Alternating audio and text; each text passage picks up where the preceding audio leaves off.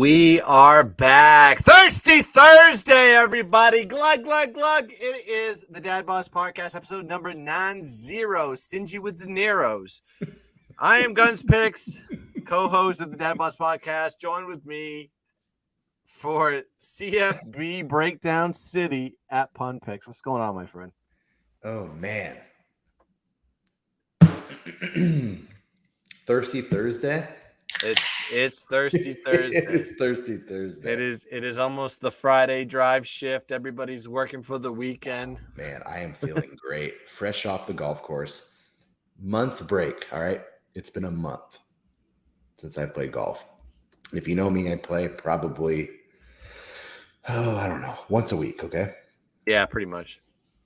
Shot a 79, 38, 41. Could have been better. Could have been worse. Yep. But it wasn't a scrambling 79. It was a nice, easy 79.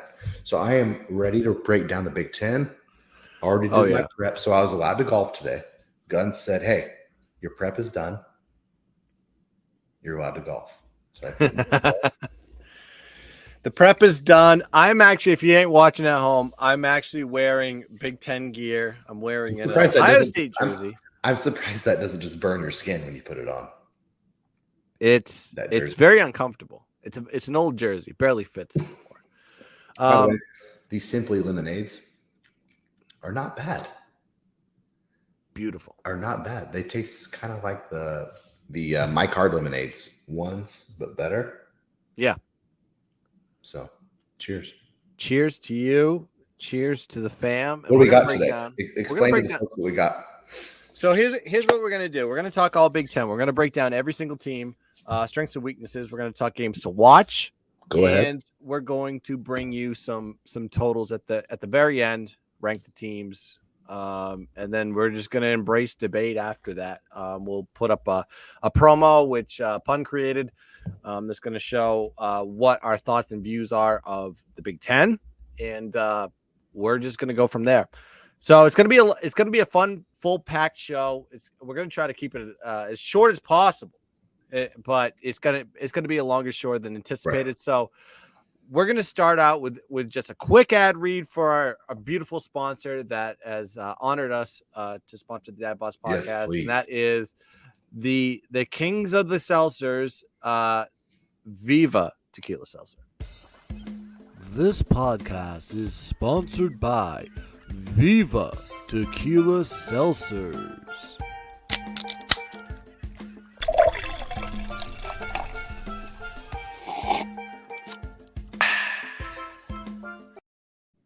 Yes, this podcast is sponsored by Viva Tequila Seltzer. Viva Tequila Seltzer is a refreshing and drinkable hard seltzer, 88 calories, 0 carbs, 0 sugar, and 4.5 ABV. Viva is a perfect drink for your post-game celebrations, as it was created for the active lifestyle in mind. Viva flavors their tequilas because flavor is the spice of life, and they love their drinks with a kick, just like they like to live their lives. Viva flavors perfectly with artisanal Blanco tequila for a subtle and refreshing drink.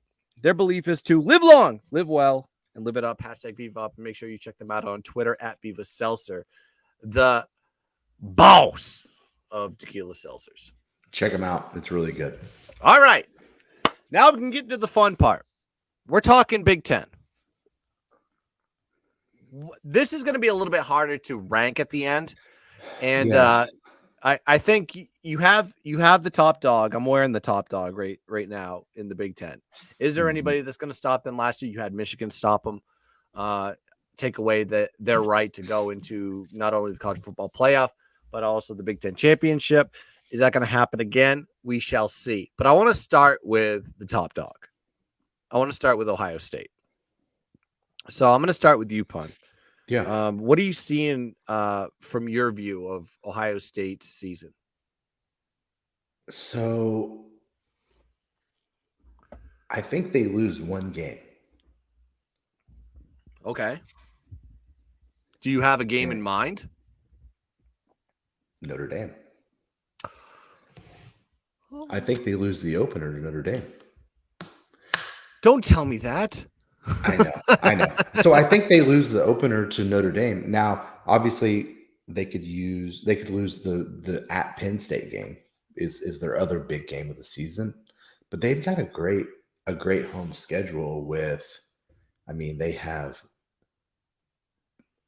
Michigan at home.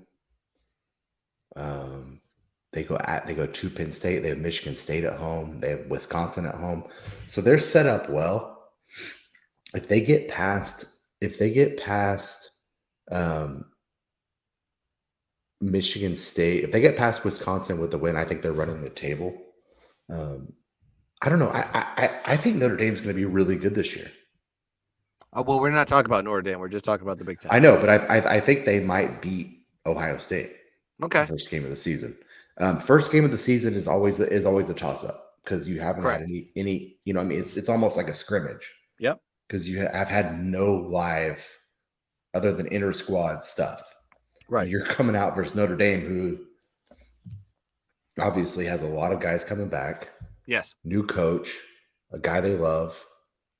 So I'm looking to that as their loss. If they don't lose to, there he is, G-Dub. Okay. What do you think, Gunz? What do you think? I have them 8-1 in the conference. Mm-hmm. But for the podcast purposes, I'm going to pick Notre Dame as that one loss. I know that's not a conference loss, and I'll say that they're going to beat Penn State. Mm-hmm. But I think they're losing a game. The game they lose is either Notre Dame or Penn State, but they're losing one game this season. I think if you're actually picking Ohio State to win the national championship, I think the best case scenario for them is to lose early, and the game that they can lose early is that game. Yeah. Correct. Well, that's Do I think it's in their system to do so? I don't know. I mean, we're talking about a team that is 16 to 18 point underdog by kickoff. See, I don't agree with that. I mean, think about the time they hosted OU and OU beat them that first game of the season. I mean, I saw them. Yeah. I think this, to me, I think Notre Dame has a chance to beat them. Yeah. I think they're losing one game this season. It's either Notre Dame or Penn State. Correct. Right? I mean, I think those are the games. Yeah, those are the games that, like, I have that one in my window. But the problem with the Penn State game is, you know, I know a lot of Penn State guys, and I know where this game's going to land. And the problem is Fox owns the Ohio State and Penn State game, and this is Penn State on the at Penn State. So typically, this is a whiteout. Typically, it's a whiteout game, but because of the TV contract, it's going to be an afternoon game. So it's going to be like the big noon game, like the big. That kind of plays against Penn State. That helps, and that Ohio State game at Notre Dame is a 6:30 game, so that maybe makes them play that Penn State game during the day. The Big Ten likes to play their marquee games at 12. Yeah. Right. That's correct. That's that's their premier game. That's not the night game, because the night game they go in the Big 12. But I digress here. So looking at Ohio State, yes, that's probably the game that if there's going to be a loss, is going to be Notre Dame. Like, I'm looking through this schedule and looking how tough it is. I don't see anything on the board that really strikes me as, okay, Ohio State is in trouble in this spot. I mean, maybe at Michigan State, but we'll get into Michigan State. Yeah, we'll get into Michigan State, but I don't even think it's that. I think Michigan State. I mean, at Michigan at home, you never know in that rivalry. Right. But I'm with you on that. I think we both agree with one loss. Yep. At some point, right? If it doesn't happen at Notre Dame, I don't know when it's going to happen. That's my issue with it. And I think Ohio State is coming in this season. I think even though they won the Rose Bowl last year, I think this is going to be a chip on their shoulder game, because they expect to be in the college football playoff year after year after year. And the guys that they're bringing back, they're going to be in full stride. And I think the defense is going to get better. It's one of those entities that was weak for them last year, but a year older, wiser. They're bringing back 8 returning starters on the defensive side from last season. So they're bringing back a lot of experience on that side. And then on the offensive side, they're going to be fine because they have their main weapons. They have CJ Stroud, they have Travion Henderson, and they have probably arguably the Biletnikoff favorite here in Jackson Smith-Njigba. That guy, you saw him in the Rose Bowl and what he can do. He took over and how he can process. he was the better receiver on that team, and nobody knew it until the Rose Bowl. Yeah, they're gonna have guys. They're the favorite. I mean, it's similar to Alabama and the SEC. There's a pretty decent 1-2, right? Just like the SEC, and it's college football, so who knows? Anything can happen. But I agree with you there. So another thing too is like on the line, though, if there's one weakness that Ohio State has on this in this spot this season, the linebackers are very young. So you're dealing with a lot of freshmen and sophomores that are going to be starting for them. They had a lot to replace on that end of it. But other than that, like I said, they're bringing back eight starters on the defensive side. They're going to be better, and they got a chip on their shoulder. Game to watch. What do you think about this one? Is it going to be the Notre Dame game in your opinion, or is it Penn State? To me, it's the Notre Dame. Yep. If they beat Notre Dame, then they're poised for undefeated season. Yep. Now, I'm not saying they can't slip up or injuries can happen, but that is kind of both of those teams' playoff game. Yeah. I mean, it sucks to have that as your first game of the season because there's so much dependent on it. But I mean, shit, if you're one of those teams, you lose that game. Now it's a quality loss, but hurts to go 0-1 while everybody else is playing shit schools. Right. Yeah, my game to watch, actually, I just brought it back to the rivalry. I just brought it back to Ohio State, Michigan. Yeah. This is a team that Ohio State has owned, and they lost last year in a snowstorm with a weak defense and just got beat. I think this is going to be the revenge. If there's whatever their record is at that time, doesn't matter. That's the game that they want to win, and I don't think they're going to lose in the shoe. That's the game that could be the decider if they're going to be in a spot. I agree, because I think Michigan's going to be very, very good as well. Right. So, all right. Speaking of Michigan, I want to jump to Michigan now. So, what do you think about Michigan this year? Now they're coming off college, a great year, a banner year for them. Harbaugh with his back against the wall. Everybody wanting his head on a stick. And now he's a godsend to the Wolverines. What do you think is going to happen with him this season? So Michigan has a super easy non-conference. Colorado State, Hawaii, UConn. Yep. 3-0, easy money. Yep. Then they play Maryland. Really, their first test comes October 1st at Iowa. That's their first test of the season. I think they lose that game, and I think they lose to Ohio State and go 10-2. In my opinion. Now, could they lose to Michigan State? Could they lose to Penn State? Probably, but they have a pretty easy schedule. They have a pretty workable schedule other than Ohio State. We got a question from G-Dub. I just got to interrupt you here. It's a very good question. Over and under the nipples for Harbaugh's khakis. That's a tough one. I don't know if how do I answer that? Is it you always bet the over with Harbaugh's khakis? I don't think you can never bet an under with in that when you never bet the under anything about his khakis. You never bet the under on pleats. No, you always bet the over. Yeah, sorry to interrupt. I had to put that question out there. No, you didn't interrupt. You're great. Yep. I appreciate the question. Man, they got a pretty good schedule. Michigan, they got Penn State at home, Michigan State at home, Nebraska at home. Easy non-conference. I think their win total is 9.5.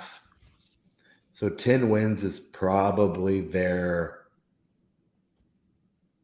going to get. Yeah, I don't want to bet the 9.5. We'll talk about our win totals later. But if they beat Ohio State, they have a seat in the playoff no matter what they did in the previous 10 games, because they're going to be 9-1 probably headed into that game. Yeah. So like you said, it all depends on that game. What do you think? So just looking at them from a whole, from last year to this year, I think the strength of the team flips. So I think the strength of the team is now in the offensive side and not the defensive side. Mm-hmm. They lost a lot on the defensive side, especially on who replaces Christensen? Aiden Hutchinson. Or Hutchinson, sorry. Yeah, Aiden Hutchinson is a tough, and they also lost more than that on that line. So you're looking at the offense now, bringing back 9 starters, including McNamara, 4 out of the 5 offensive linemen, and their top 5 receivers from last year. Do they still have a quarterback? Do they still have a quarterback? Yeah. Kind of. Are they still trying to figure out who starts for them? No, I think McNamara seemed like he was taking over the role, especially in the college football playoffs. So I think that's going to be him. That's been their problem. See, that's Michigan's problem is the quarterback.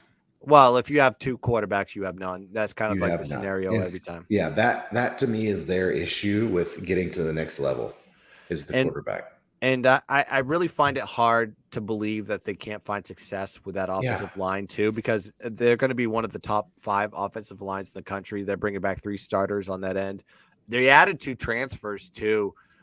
So you have people buying into the Michigan program in the NIL / I can transfer quick era. Yeah. Right. So they're going to be fine offensively. And I'll say that. Defensively is where the problem, I think, is going to lie. They're only bringing back 4 players on the defensive side. So it's a complete rebuild and overhaul of that team. And I think this is going to be they lost Hill to safety. Did he go pro? Yeah, a lot of these guys kind of just either jump ship or they graduated or just that's pretty much what happened. So with this team, it's going to be, can they score consistently and effectively and keep their defense off the field as much as possible before and let that defensive grow gradually as they get into the season. And based on what you said about the early part of their schedule, that is going to be the growth period. So if they can get past that growth period into conference play, they're going to be fine.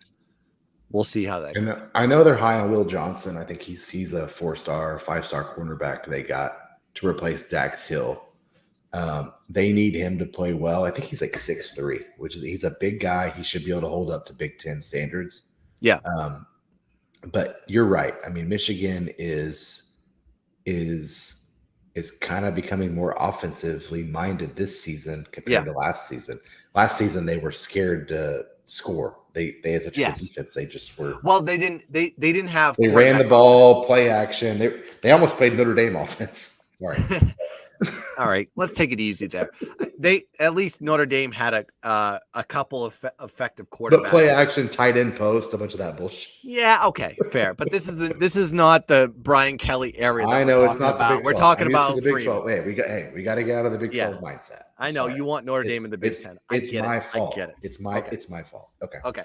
So we both agree. We both agree. I think my game to watch for Michigan is October 1st at Iowa.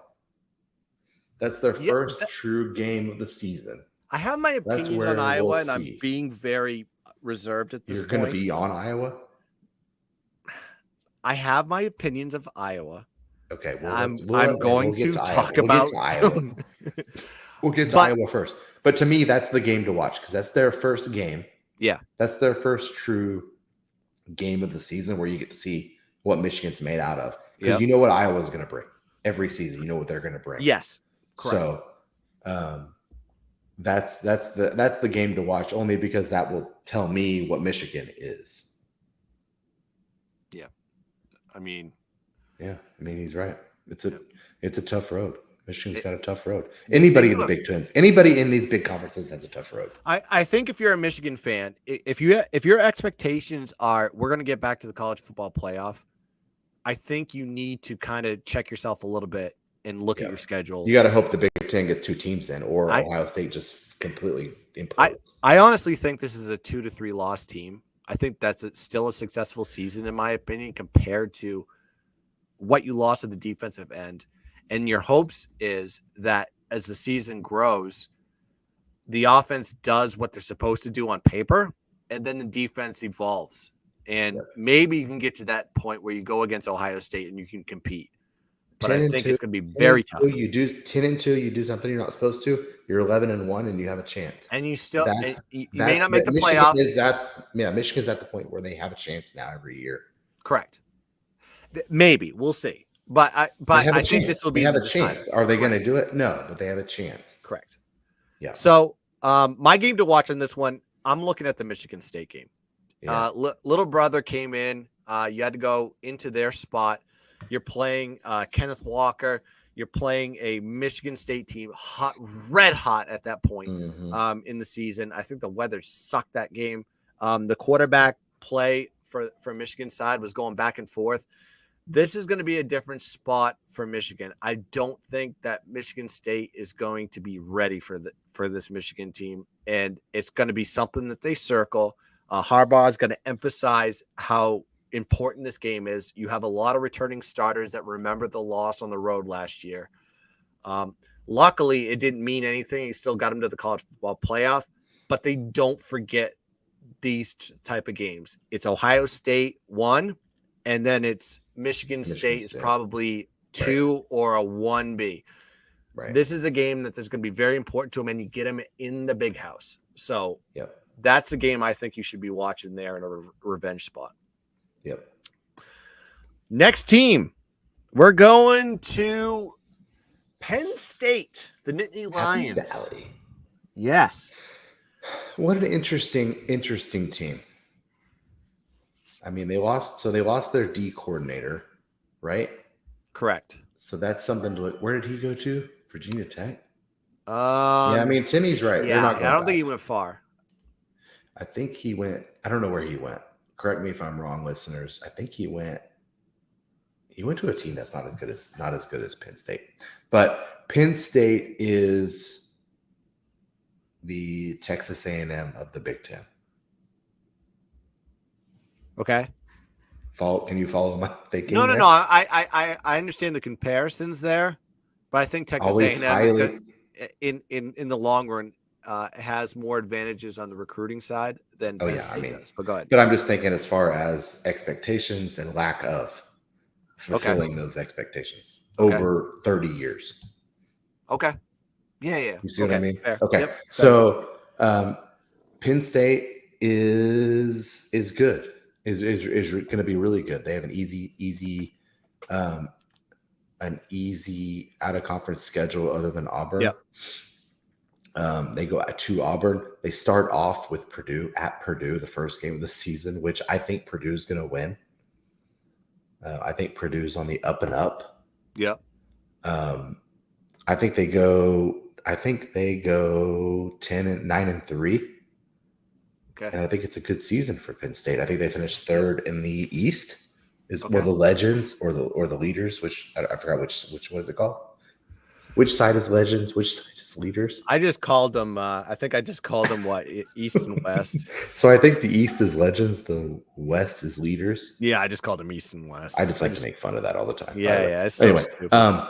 But Penn State has a difficult schedule. All right, they have Purdue on the road, Michigan on the road. Yep. Auburn on the road. I mean, there's your 3 losses. Now they're going to lose 3 or 4 games, depending on who you talk to, but they're just not quite. I don't know. They have a great running back. I think they have a lot of guys coming in. Like they have Clifford still there, right? Correct. They have a big time running back that came in. I think he's a 5-star. Nick Singleton. I think is that right? Is that they always kind of get those running backs. They're going to be able to score. Right. Now, like Boiler, Kevin Thompson just said, it's to be their front 7. Yep. New defensive coordinator. Penn State might be at a loss. I think they're going to finish third in that bracket, which is no slouch. But I mean, the Big Ten East is very tough. Is like the SEC West. Yes, it has a lot of similarities for sure. You have like 1 to 3, maybe even 4 teams that can really basically your top 4: Ohio State, Michigan State, Penn State, Michigan State are very good, and they could win the other side of the division. Correct. No problem. Correct. With my analysis of Penn State, basically everything is the end all be all is if Sean Clifford is going to be healthy 100% throughout the season. You saw multiple times where he was in the game and he got hurt. The Iowa game especially is the one that sticks in my head. They dominated that game completely. When they didn't have Sean Clifford, they had no backup. They have no depth at quarterback. Zero. Yes. If there's a position on the field that Penn State can get hurt at, it's that one. And I don't know if if the recruiting trail got some 5 stars or got a 4 or any sort of talent transfer portal. I haven't looked that far into the depth chart. They'll have some. You know, they'll have somebody, but will that person be ready? I don't know. That's the thing. They'll have. You got to look at you got to look at the receivers too. They're bringing back 5 out of the 6 top receivers from last year. Granted, Jahan Dotson, their number 1 receiver, is gone. Legit. But Penn State, and he is absolutely legit for sure. But I think Penn State has done a really good job of getting talent on the receiver end. And I think Sean Clifford is really good at getting the ball to those guys.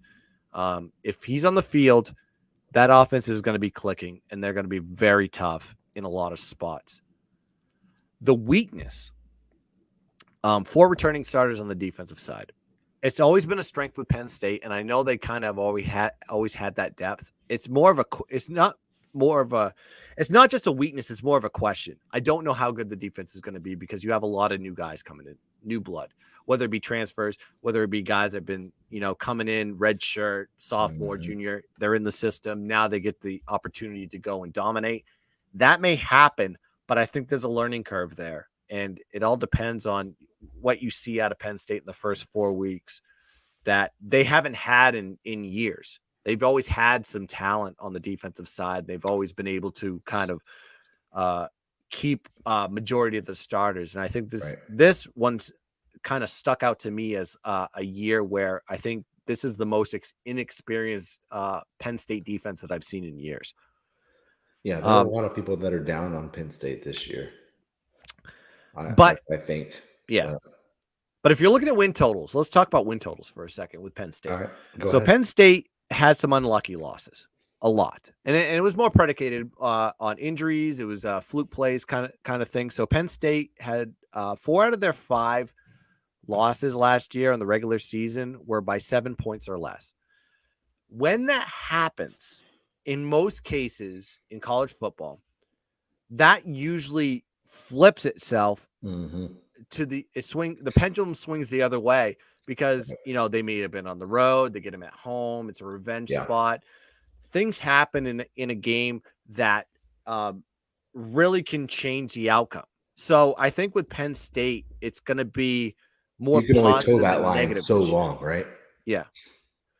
So in this case, when I see a lot of like close losses and we'll talk about one of those other teams in a minute, I usually am very high on them because more often than not, they're bringing back a lot of experience and a lot of competitive. It just shows that this team can compete with anybody in their conference at any point. And I think it's going to stick. They have good coaching, seasoned quarterback, bring a good offense. Defense, yes, or is in question, but I think this team is going to compete with anybody. So what's your game to watch? Ohio State. Okay. They get them on the 29th, right before Halloween. I was going to say the same thing. They're the games that define their season to me are Purdue and Ohio State. Yeah. Because Purdue is your opener. Ohio State is your kind of the middle of the season. Mm-hmm. They beat Purdue. They're set up well. They lose to Purdue. It could be kind of a disaster of a season. Penn State typically plays well early too. Yeah. Yeah, that's true. So does Purdue, though. Purdue's an early team. I think Purdue always plays good early and then kind of fucks it up at the end. As a fan of a team who fucks it up at the end, I know Purdue to me is an opportunist. They always catch people off a big win. Purdue is like so close, but so close. Anyway, we'll talk about Purdue later. All right, what's next? Michigan State. That's what I was going to say. Michigan State coming back. What do you hot think year about for them? What do you think about Michigan State? They're coming off a crazy great year, unexpected. Mel Tucker is just football guy to the max. When you think, okay, I'll say this: when you think of Michigan State last year, 2021, like if there's Kenneth two Walker. words that decide who Michigan State was in 2021, what are those 2 words? Kenneth Walker. That's right. He was their entire team. Correct. So now they're going to do it without him. Out of his ass. So he's out. Where did he go to, by the way? Kenneth Walker. Where did he get drafted? He went to the NFL, didn't he? I don't know where he went. God, we need a fucking intern. Yeah. But the way I see Michigan State is their offense is going to Walker. Oh, Seahawks. Okay. And he changed his name to Ken Walker. It's on. It's fucking on. He's Ken Walker now.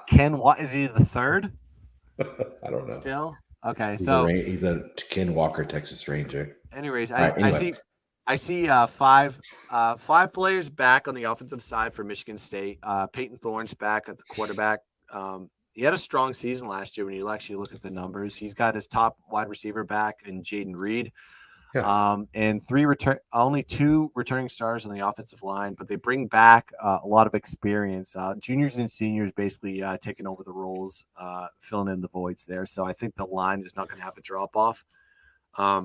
The team was more balanced on the offensive side this year. I think what they're going to have to do, is actually make Peyton Thorne the guy that's going to pass the ball. And I don't know if that's going to work out at all. So I think there's going to be an offensive transition there somewhere, unless they have a running back that I don't know about that is going to be able to pick up where Kenneth Walker left off. I don't think that exists. You can't. I mean, you can't. No. You can't pick that up. He was so good. No. My opinion on Michigan State is always the same. Yeah. Always the same. It's a plug and play. It's a plug and play spot. It's a plug and play school. They play hard-nosed Big Ten football. Correct. That is super fucking boring to everyone that's not a fan of them. Okay. That's my view from the plains, okay? I think Kenneth Walker is probably the only spark I've ever seen out of Michigan State in 20 years. I mean, Michigan State's had some great players. They really have. Cousins. But yeah, I mean, all right, yeah. Give me that. What was his? What was his? You like that? You like that? You like that? You like that? I'm trying to look at Michigan State's roster as we speak here, but Michigan State's always going to bring it. They're always going to have solid guys. They have a great coach now who's going to obviously exude toughness. But dude, I don't know about Michigan State. I think they're probably a 4 or 5 loss team. Yeah. Middle of that pack. They don't have it fucking easy. They go to Washington, which will kind of be a tough game. One. Everybody's high on Washington. Could be a conference game in 3 or 4 years. Yeah. Which seems crazy, but Kevin Thompson says, look at the middle of their schedule. It's brutal. They go Ohio State, Wisconsin, Michigan. Yep. 8th, 15th. So that's tough. They have a bye between Wisconsin and Michigan, which helps. But, but that's a beating. There's a lot of beating. Bruises. That's a beating. Their first 5 are going to be cupcakes. I mean, Washington is pretty soft. Ohio State will be a loss. They have a tough schedule, and Kevin's right, but I mean, they're gonna go 8-4 and go to the Liberty Bowl or something, right? I'm seeing it the same way you are. We talked about the offense, the defense, 9 starters back on the defensive side of the ball. So that is a plus for them. Right. But as you just mentioned, as you were just going through team by team who they had to play, their weakness is their schedule. Last year, they had a lot of key teams at home and a weaker road schedule, which really played into how the outcome of the season. Now they have to play Michigan, Penn State on the road, and a tough out-of-conference road test at Washington. Very highly ranked on the difficulty factor. So if they're able to pull out wins with those teams, which I don't think that's going to happen, especially with the transition that's going on in the offensive side, you're looking at probably Michigan State getting downgraded from last year's performance. So that's something to look at when you look at the Michigan State Spartans going into the season. Game to watch. What do you like about this one? It's got to be the Michigan game. It's got to be the Michigan game. I know you singled that game out when you're looking for Michigan's game to watch. But I think that's Michigan State's game to watch. They're coming off a home game with first Wisconsin that if they win, if they beat Wisconsin at home and they have a bye week and then head to Michigan the week after, that could really propel them to a 10-win season versus an 8-win season. So I think it's got to be Michigan. I think every Michigan State fan would say that as well as their game to watch. I don't think the game at home versus Ohio State is winnable because I think Ohio State's going to be that good. Mhm. I don't think Michigan State could score with them. No. But I think Michigan's that game to watch. What about you? I actually went. I already talked about Michigan State. That is going to be a big game, but I think it's bigger for Michigan than Michigan State. The game to watch for them is the Penn State when they have to play them at the end of the year on November 26th. This game can have meaning. I that was in my notes. It's like this could be a really that's the big problem. game. Yeah, you don't know, right? And they beat Penn State by 3 points.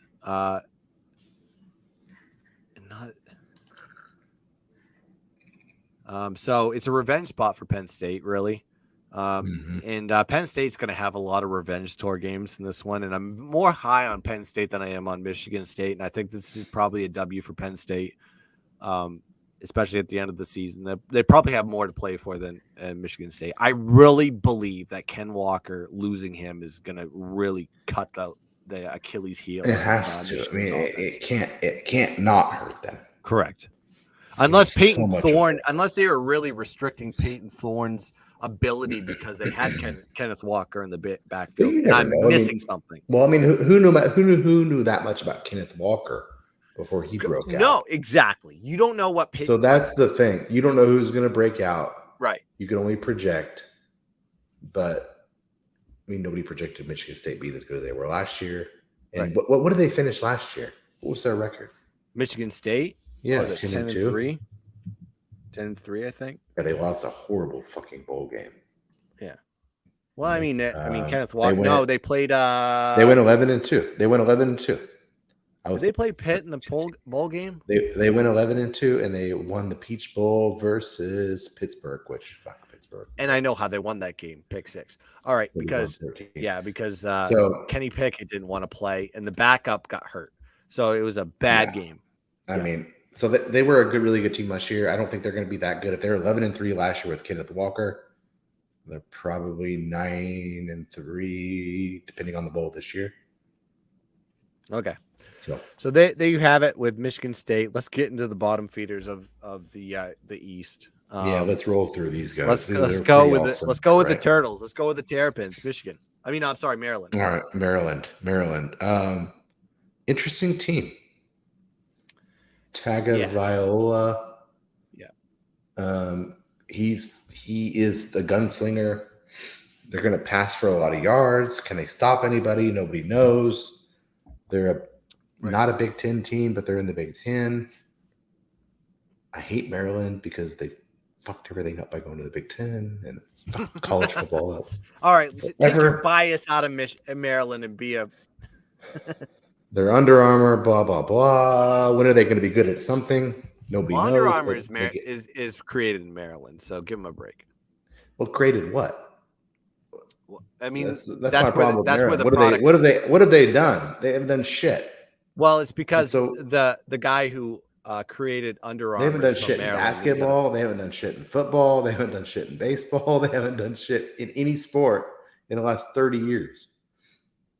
Yeah. Since what's his name? You're right. They won a national title in basketball. They haven't done anything. They've been irrelevant, and I could expect them to be irrelevant this year with a 7-5 record. Okay, but that gets you to a bowl game, so that doesn't matter. That is a successful season with Maryland. So yeah, my notes here: strength. They're bringing back 9 starters on offense, 7 on defense. They're bringing back I can't even say it. Tulia Tagovailoa. It's not Tua. It's the baby brother, cousin or brother. And they're bringing back their top 2 receivers. Now, what you don't know about this Maryland team, they have to run the ball. The success of that team, if they're going to win ball games, they need to put up 200 to 300 yards rushing plus. I think the threshold is if they win. There was a pattern for a while. Well, that's a problem. They got over 200 yards rushing. Yeah. And that's going to be a problem. But the weakness, they need to find balance on the offensive side. Like they're going to have to pass the ball, and they're going to have to not just, create things with the legs. Especially, I know you have a mobile quarterback. The running back's okay, but you need to start developing that passing game, and I think that's going to be key if Tagovailoa is going to be an NFL quarterback for any team and get drafted. Game to watch for Maryland. SMU. Interesting. Because I think SMU is going to be pretty fucking good. Yes. And they're going to score. They're going to be better on offense than Maryland is. They're not going to have bodies that Maryland has. Shout out Tanner Mordecai. Shout out Mr. Mordecai, OU transfer. No, Texas. Tanner Mordecai. No, OU. He went to OU. Anyway. Look that up. You look it up. Texas. Tanner Mordecai. Anyway. Texas. That's my game to watch, because if they lose that game, they might not make a bowl. I feel the same way, Kevin, about the Maryland. I think this team was on the cusp of making. Actually, no, wait. I'm sorry. They did make a bowl game and actually performed very well. Granted, they were playing competition that was at their level. I think this Maryland team is going to improve from this year because they're bringing back so much experience. And I also want to let you know that Tanner Mordecai went to OU, not Texas. Okay, I was wrong. I can be wrong, but I was still in the Big 12, so I was right as far as the conference goes. For now. So my game to watch on this one is Michigan State. They got leveled 40-21 on the road. So I think without Ken Walker, this may be one of those games that you see Maryland showing the F up for this one and actually playing at a high level. Can they show up? But can they? That's what I want to know. Can they physically show up and win a big game? When's the last big game Maryland's been in? Yeah, the exponential. Correct. Well, I mean, come on. We're dealing with an inferior team in the Big Ten, so you have to look for promise wherever it is. So kids are motivated in certain spots. Yeah, I don't know if this game is going to be there, but they have guys from last year that got them to 6 wins, got them a bowl win. And now they're going to carry that momentum over unless they have, bravado and peacocking around the campus. I need some Maryland people to tell me I'm wrong is what I need. No, there's a lot of promise in this team. Listen, they're not. Are they going to beat Michigan? I don't think so. Are they going to beat Ohio State? No. I think they're going to really be a tough out for a lot of teams, especially if you have to go to college. Should they be in the ACC? Yes. I mean, yeah. I'll take their basketball team. That's what pisses me off about Maryland. All right, let's move on. Indiana. Indiana Hoosiers. Irrelevant. Can I go capital IRRELEV? You didn't do your research, did you? A&T. Oh, I did it. I have them just getting there. I think they're lucky to win 4 games. Okay.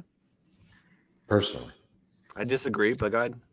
Personally. Now tell me why. Tell me why. You want me to talk about them?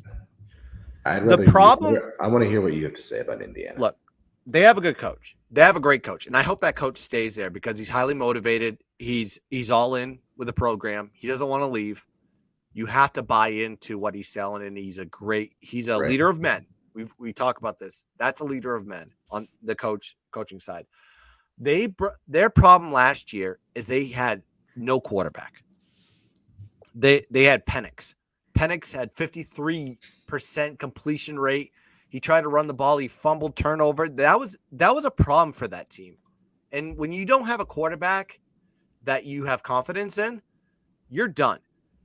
They bring in a transfer that is so under the radar that I think he's going to have a very big success with the Indiana Hoosiers. And I'm talking about Missouri's transfer, Connor Blazelak. Do you know who he is?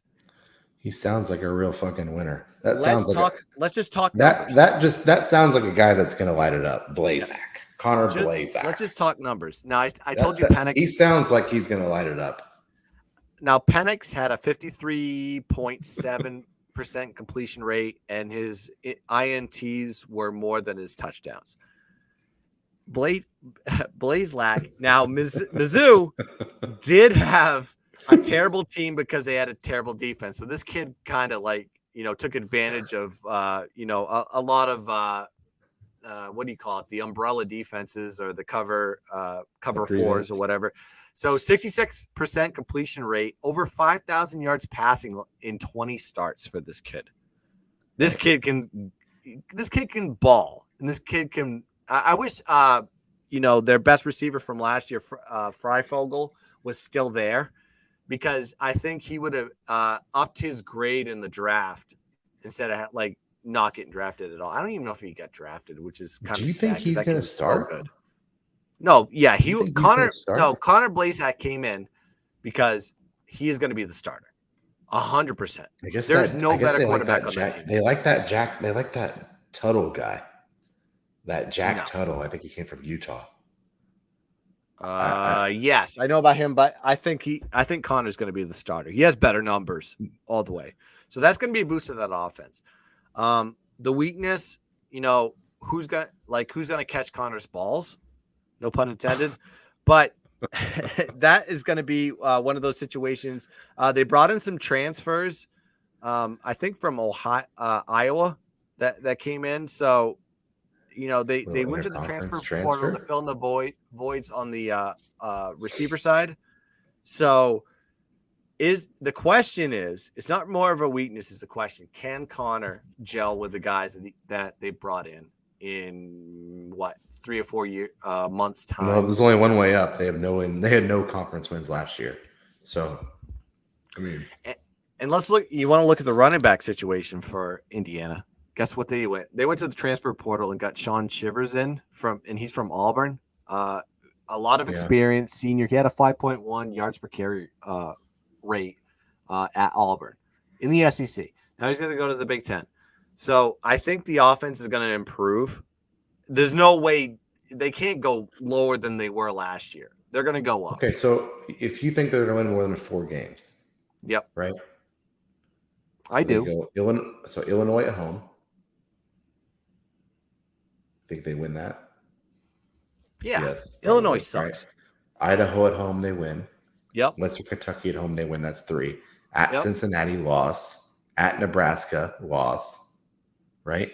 Yeah, I mean, Nebraska. I don't know how good Nebraska is, but Michigan at home, loss. Yes. Michigan at home, loss. Maryland at home? Yes. Probably a loss. Do you think they're going to win that? Yeah. You like the win there? Yeah. Rutgers at Rutgers. Yep, win. Penn State, Ohio State, Michigan State, Purdue. I mean, you're getting into one of my weaknesses, but schedule. Yeah, I don't know. I think the team's going to be better than last year. They were terrible. Well, you can't be worse. But you can't be worse. I mean, they're 2-10. Right. Defense is going to be an issue for them too. They gave up 33.3 points per game last year and 386 yards per game too. So 7 returning starters for them. So I expect them to improve. I don't know. I mean, it's bad, but when you have experience coming back, you may have a little bit more fire in their belly this year, especially with an improved offense. I think that kind of all predicated together is like when your offense can't stay on the field, your defense is going to be shit. They're going to suck. I want to get Indiana back to 2020. I just don't think Indiana has much of an identity. They had an identity under Kevin Wilson, and that's gone. Right. I'm not saying that Indiana is going to win. I don't think. I know. You're not saying they're going to be great. I think they're going to go to the middle of the road. I think they're going to be 4-7. Okay. They're going to contend for a bowl game. I have them in that kind of realm. I want to see the non-conference stuff, and I want to see how that leaks into conference. All right, now, Mr. Brightside Rutgers for me here. Give me your Rutgers breakdown because I need somebody to tell me. We have odds. Do we have odds fellow online for Rutgers? Yeah, text him. I think we should take a break before we get into the other ones because let's go through Rutgers real quick. Let me text odds. Okay. Give me your all right. So my Rutgers take on this one. Offenses is in question. It's one of those situations where kind of Rutgers is kind of starting from scratch. They're starting a true freshman at quarterback. That's where it's kind of leading. And they're replacing their top wide receiver and running back. Weakness side, the linebacker core is will be a work in progress. And, they're staring at a batch of players lacking experience. So, like, from both sides of the ball, I mean, everybody was high on Rutgers last year, and I know they got the coach that they want in the situation, but I just don't see where this Rutgers team is going to. They're a rebuild. They're a pure rebuild. Correct. They're a pure rebuild. I think we can both agree that we would like Rutgers to be good. I think it's kind of cool from someone in Oklahoma. I think it's kind of cool for Rutgers to be cool, be good, and be fun to watch because they have kind of a cool stadium, cool uniforms, old school. Like I've been playing football forever, right? They're one of the oldest universities, aren't they? Something like that. I think Tony Soprano went there, right? Oddsfella wants to talk Penn State with his father-in-law. If you want to pop him on. But no, Rutgers is, New Jersey's state school. So it needs to start representing, or it needs to get his ass out of the Big Ten and make some room for teams that actually care. That's my problem with the Big Ten. You have 7 or 8 teams that are good and the rest are just shit. They need to be relegated. A couple other things to note too is if there is a strength that I could find, and I did everything in my power to find a strength, is they're bringing back 4 DBs from last season with a combined 47 starts. So there is experience, if any, on that end. Right. Let's go to the weakness again. Do you know who has a top 10 toughest schedule? It's Rutgers. Yeah. They have to play Ohio State on the road, Michigan, Penn State, at Michigan State. I mean, they're kind of, to me, when I look at this team, I just see them kind of reverting back to not a bowl contender. Well, the thing is, dude, when you're bad, all right, when you're bad, your strength of schedule is always hard. Mm-hmm. Oh, yeah, for sure. You know what I mean? It's like when you're Rutgers, every game is hard, except when you're playing fucking Wagner or you know what I mean? So yeah, they're hard, but they're in the Big Ten. They're gonna have to play Big Ten teams, and they're gonna have to figure it out quickly, or they got USC and UCLA coming in. As far as we know, it's I don't know. The whole thing is just fucking stupid. Rutgers versus USC, UCLA. The Big Ten is completely out of whack, in my opinion. But I digress. Do you want to take a quick break before we move on? I know Oddsfell wants to talk Penn State. Maybe we can get him on the end of the show. Yep. He's not ready. I'm surprised he wants to talk Penn State, not Rutgers. Well, his father-in-law is a big Penn State guy, and I think he has some opinions which may help us. We need some fan perspective. Sometimes fan perspective helps. As you know, being a Notre Dame fan, you are. I'm an Oklahoma State fan. We know a lot more about our teams than I know about Rutgers. You know what I mean? So, yeah. Before we take our break, though, I want to give the game to watch. They got to play Michigan on the 5th. If there is a game to watch, any of their games. If there is a game, I had to pick one. That's kind of what I do. So they only lost by 7 last year. But they're super attractive. I'm glad the Big Ten brought them in. Fuck off. Yeah. I don't know why you brought him in. Is it for basketball? I don't know. For what? For charity. Nobody gives a shit about Rutgers. Nobody in New Jersey watches their games. Are you kidding me? Yeah. Hey, listen, we have to talk about every team, and we have to be positive, and we have. You're getting me fired up. And that's all I'm trying to do. Damn it. Yeah, I'm getting you fired up. God damn it. Rutgers is going to fucking win this whole damn thing. No, I'm just kidding. But, all right, so we're going to take a break. Ray Rice is not there. So there's the East, the Legends, or the whatever they want to be called. UCLA and USC may have some ideas on, maybe changing that. But we'll be back. Part 2 coming up. Link will be out. I'll cool down. I'll get another seltzer. And we need to – I have to have a heart-to-heart with Pun, apparently. So we'll be back. Part 2 in 5.